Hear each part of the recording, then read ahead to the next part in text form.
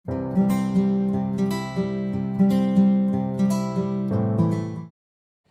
Friends, welcome to Roja classic. இன்றைக்கி நம்ம வீடியோவில் எங்கள் வீட்டில் வரலட்சுமி நோம்புக்கு செஞ்ச பலகாரங்கள் தான் வந்து உங்களோட வீடியோவில் நான் ஷேர் பண்ணியிருக்கிறேன்.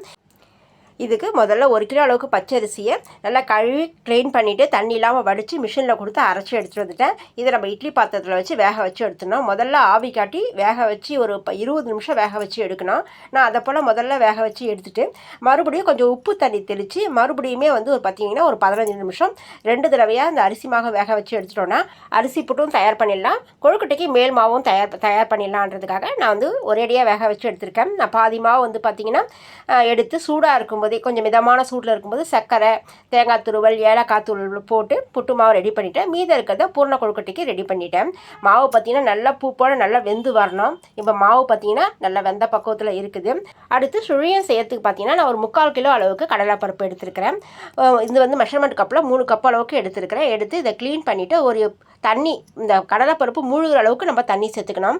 தண்ணி வந்து பார்த்திங்கன்னா கொஞ்சம் அதிகமாகவும் சேர்க்கலாம். ஆனால் அந்த பருப்பு மூழ்கிற அளவுக்கு சேர்க்கும்போது பார்த்திங்கன்னா பருப்பு திட்டமாக வெந்து வந்திருக்கும். இதுக்கு வந்து பார்த்திங்கன்னா கொஞ்சமாக உப்பு சேர்த்துடலாம். இது சேர்த்துட்டு ஒரு 10 நிமிஷம் போல் ஊற விட்டால் போதும்.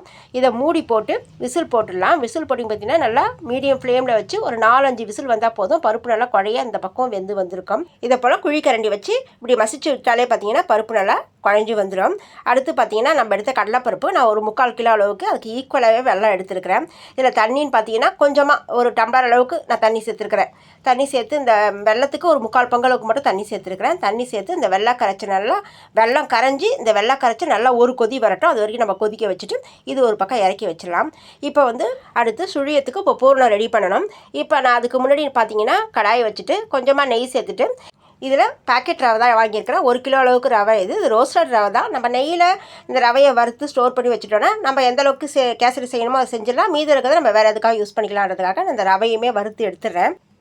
நெய்யில் இந்த ரவை வறுப்பட்டு நல்லா மணமாக வாசனையாக இருக்கும். அது வரைக்கும் கொஞ்சம் நேரம் வறுத்து லேசாக மைல்டாக ஒரு கலர் மாறுது நமக்கே தெரியும். அந்தளவுக்கு வறுத்து விட்டு இதை நம்ம ஒரு பிளேட்டில் கொட்டி ஆற விட்டுலாம். இது ஒரு பக்கம் இருக்கட்டும். அடுத்து அதே கடாயில் கொஞ்சமாக நெய் சேர்த்துட்டு நான் ஒரு தேங்காய் எடுத்துருக்கிறேன். நல்லா முத்தின தேங்காய் இல்லை, இலசும் இல்லை, நடுவாப்பில் இருக்கிற போல் ஒரு தேங்காய் எடுத்து நல்லா துருவி வச்சுருக்கிறேன்.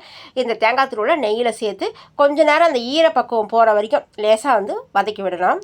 நம்ம சுழியத்துக்கான பூர்ணம் தயார் பண்ண போகிறோம் இல்லையா, இந்த சுழியத்துக்கான பூர்ணம் அது கொஞ்சம் மீதமாக மீந்துருச்சுன்னா கூட நீங்கள் மறுநாள் யூஸ் பண்ணலாம் ஃப்ரிட்ஜில் வைக்காமல். அதனால் தேங்காயை லேசாக வதக்கி விட்டுட்டு நான் வந்து இதில் வெள்ளை கரைச்சல் சேர்த்துருக்கிறேன்.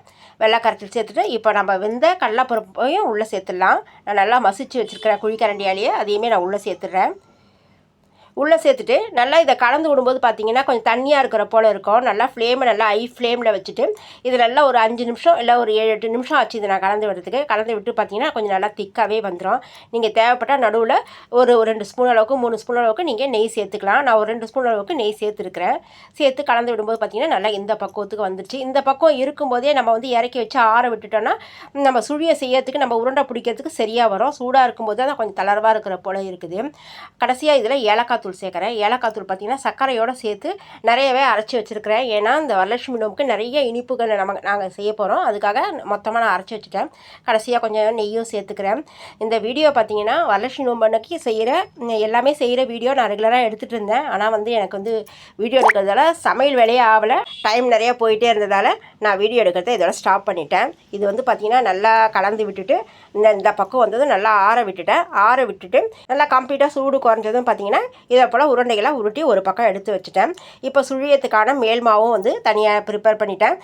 மேல் மாவு பார்த்திங்கன்னா மைதா மாவு, அரிசி மாவு, கார்ன்ஃப்ளவர் 3 வந்து சம அளவு எடுத்து மாவெல்லாம் திக்காக கரைச்சி இதை போல் சுழியமாக செஞ்சு எடுத்துருக்கேன். நான் பூஜைக்கு மட்டும் அப்படின்றதால கொஞ்சமாக பூஜைக்கு தேவையானதை மட்டும் சுட்டு எடுத்துட்டேன்.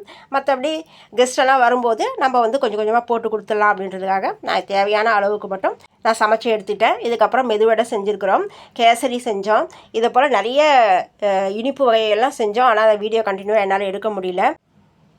இது வரைக்கும் நான் எங்கள் வீட்டில் செஞ்ச வரலட்சுமி நோம்புக்காக நான் செஞ்ச இந்த இனிப்பு வகைகளை நான் வந்து நான் வீடியோ எடுத்த வரைக்கும் உங்களோட நான் ஷேர் பண்ணியிருக்கிறேன். நான் ஷேர் பண்ண அந்த வீடியோ உங்களுக்கு பிடிச்சிருந்ததுன்னா நிறைய லைக் பண்ணி நிறைய ஷேர் பண்ணுங்கள். ரோஜா கிளாசிக் சேனலுக்கு சப்ஸ்கிரைப் பண்ணுங்கள்.